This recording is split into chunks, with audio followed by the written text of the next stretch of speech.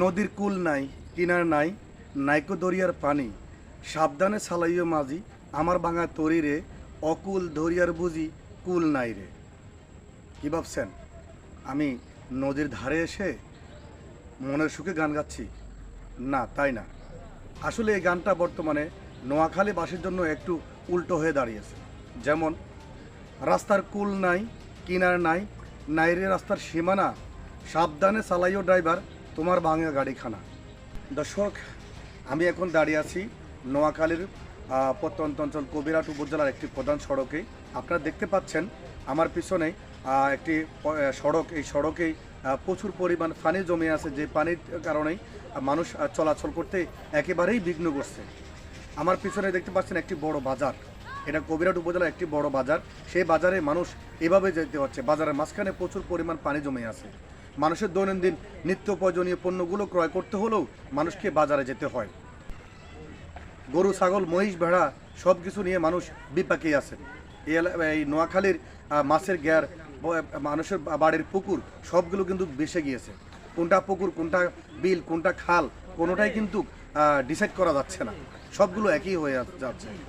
অনেকে আক্ষেপ করে জানিয়েছেন, অনেক মহিলাদের সাথে আমাদের সাথে কথা হয়েছে, ওনারা জানিয়েছেন ওনাদের হাঁস মরগ কোথায় আছে কিভাবে আছে আজ 2 দিন তারা সেটাও জানেন না, আদৌ কি বেঁচে আছে কিনা সেটাও জানে না।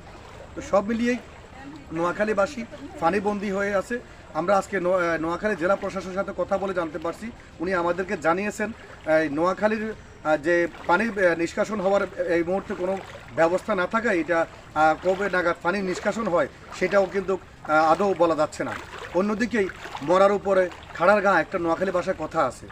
নোয়াখালীতে পানিতে আজকে সব কিছু তলিয়ে আছে, অন্যদিকে ফেনী মহুরী নদীর পানি এই নোয়াখালীর দিকেই চাপ দিয়েছে, ওদিক থেকে প্রবাহিত হচ্ছে পানি। এই পানির কারণে আজকে রাত হয়তোবা নোয়াখালীতে প্রচুর পরিমাণ পানি বাড়তে পারে বলে জানিয়েছেন নোয়াখালীর জেলা প্রশাসক। তো এই পানিগুলো কিন্তু নোয়াখালী অতিক্রম করে লক্ষ্মীপুর পর্যন্ত গড়ারও সম্ভাবনা রয়েছে। আপনারা জানেন এই নোয়াখালীর পানি নিষ্কাশনের একটি মাত্র ব্যবস্থা হচ্ছে নোয়াখালী খাল। আপনারা জানেন কয়েকদিন আগে আমি একটা প্রতিবেদন করেছিলাম নোয়াখালী খালের বাঁধ নিয়ে। এই বাঁধটা কাটার জন্য বারবার চেষ্টা করার পরেও নোয়াখালী খালের এই বাঁধটি কিন্তু কাটা সম্ভব হচ্ছে না। তো সব মিলিয়েই তারপরেও আমাদেরকে প্রশাসন আশ্বস্ত করছেন যেন পানিটা যত দ্রুত নিষ্কাশন করা যায় সেই ব্যবস্থা তারা করবেন বলে আমাদেরকে জানিয়েছেন। আসলে নোয়াখালীর মানুষ বর্তমানে খুবই জনদুর্ভোগে রয়েছেন। আমরা নোয়াখালীর বিভিন্ন অঞ্চলে ঘুরে ঘুরে দেখেছি মানুষের আজকে খাওয়ার পর্যন্ত পাক করা সম্ভব হয়নি, কারণ ফাঁক করেই পানি ঢুকে আছে।